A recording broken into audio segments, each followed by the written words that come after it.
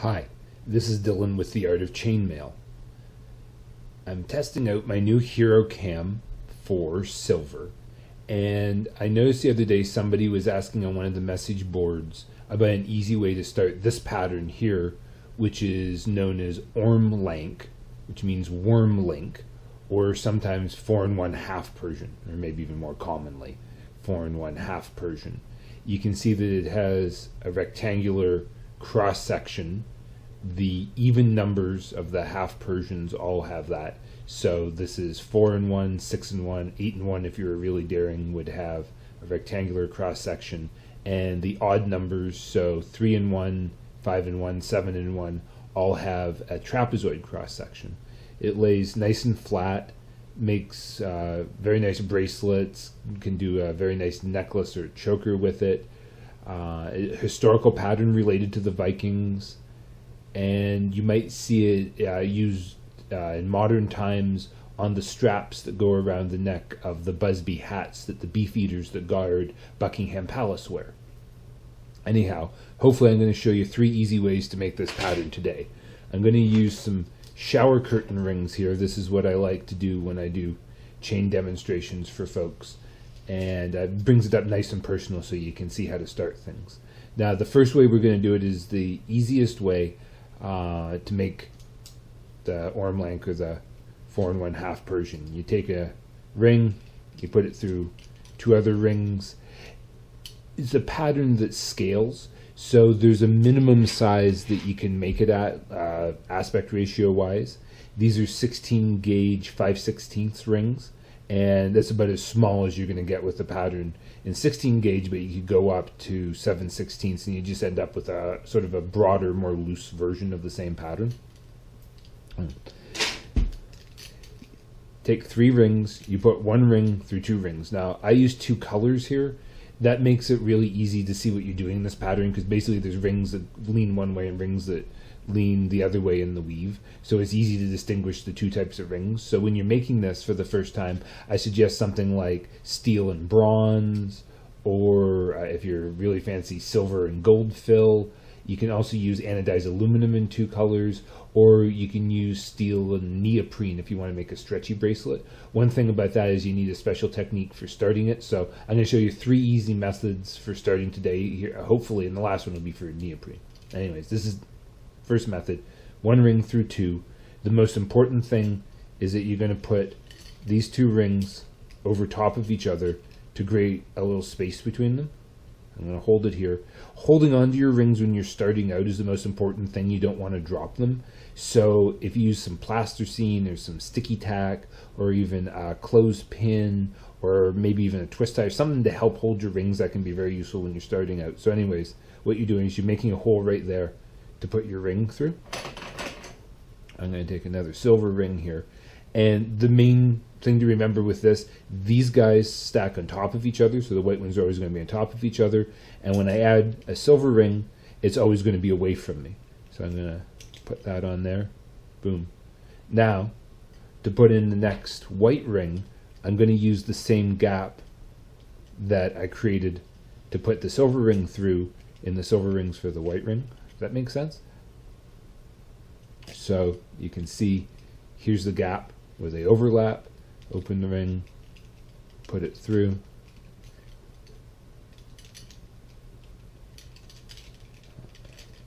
There we go. See, it's easy to lose track of it, so hold it down.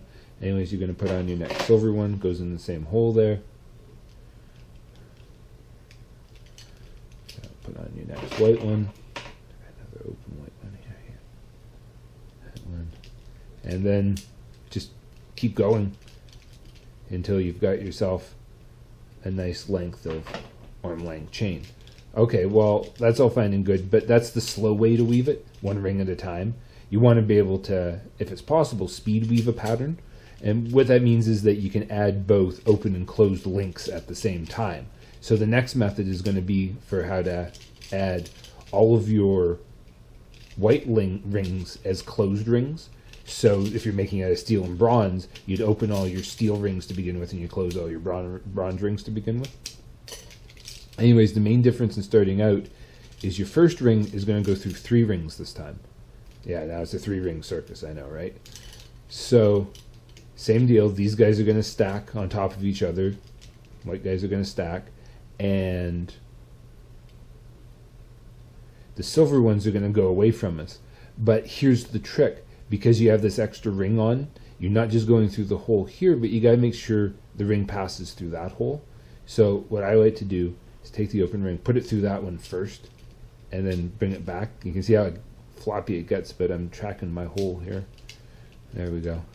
By hole, I mean gap between the rings. I guess I should be a little bit more explicit about that. And also, before you close this ring, you add on your already closed ring. And there's your speed method, like you've improved your overall weaving performance. Okay, same thing this time. Adding a silver ring.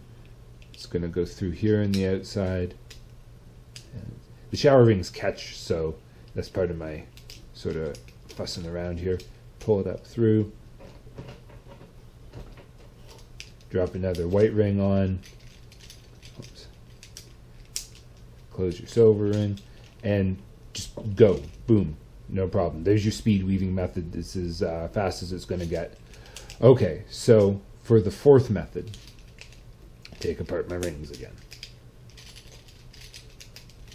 The fourth method is going to be what you would use if you were starting with neoprene rings. Neoprene rings are different, of course, because they're pre-closed.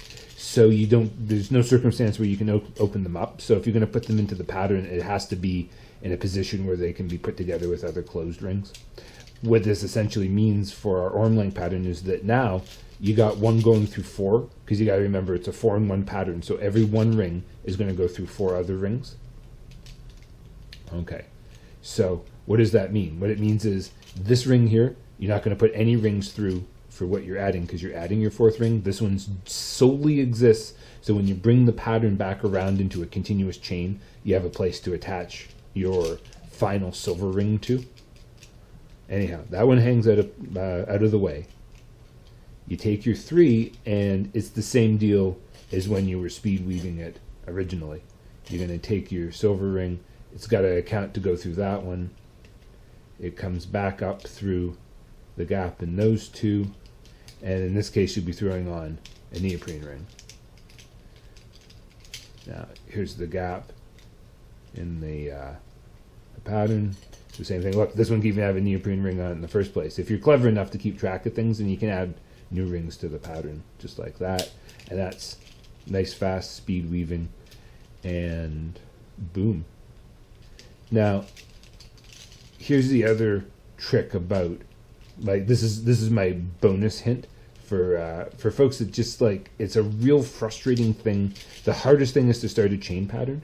Continuing the pattern is usually pretty straightforward. I mean, yeah, you can make mistakes, but for the most part, you're just repeating the same thing over and over again. So if there's a mistake in the pattern, it'll show up really quickly, and you go, oh, okay, I can see where I went wrong. And instead of knitting it, you're tinking it, you're working backwards to fix the problem. But it's still easy to spot the spot issues like that. So starting out's the hardest thing. So what do you do to not have to go through the process every time you start a new chain? Like for me, pattern like full Persian, I still have trouble starting it sometimes after all these years. So what do? Well, you make yourself a start. And what that basically is just a short piece of the chain that you always use to start off of. So imagine that I've just made this all out of stainless steel for myself. This is a little length chain. And look, in fact, here I have a start for an Ormlänk pattern. You make yourself a start, and this is your treasure for having completed and started the pattern and figuring it out for yourself. Because from now on, when you start the pattern, you just add pattern and then break it apart here. I usually add 5 or 6 bronze or copper soft rings, and then I begin the piece that I'm making. And then when I'm done the piece, I just break it apart, keep the start. Sometimes you can put a key ring on it or something like that to keep them all sorted out. Keep the start. Always start off of it. Save yourself a whole bunch of trouble. Anyways, if you want to learn more about Ormlänk, such as like how to join the pattern into a continuous piece, I can't really illustrate that very well with these these rings. Like, I don't have enough shower curtain rings to bring it back around properly. But if you want to learn more, visit theartofchainmail.com, and that's where you can get my tutorial on the Ormlänk pattern, and that includes how to make it into a continuous band, all the 3 starting methods that I've shown you today, and also how to add a jewelry clasp to it. So say you want to do something like this, so you can make it into a little adjustable band or something like that for a bracelet or a necklace or a choker or whatever. Easy method for doing that, and you get that as part of my Art of Chainmail bundle with my Art of Chainmail tutorials. So anyways, I hope you enjoyed, and I honestly hope that helps simplify making the Ormlänk pattern. If it didn't, if I just confused you more, then drop me a line and I'll see if I can figure out something else for showing you how to get this bad boy done. Anyways, peace out. Hi, this is Dylan with the Art of Chainmail. I just wanted to take a second to thank you for watching my video. This is the very first time I've done an instructional video here on YouTube, so I'd like to hear what you think. If you'd like to see more, then I've posted a video up here, which is my official unboxing for my HeroChain.com print all over chain tee. And down here, I'll have a link for the Art of Chainmail bundle that you can get from artofchainmail.com if you'd like to learn more about chainmail. I'm really looking forward to hearing from you guys, so drop me a line, let me know what you'd like to see, and chain on. By the power of chain skill, I have the tutorials! Chainman!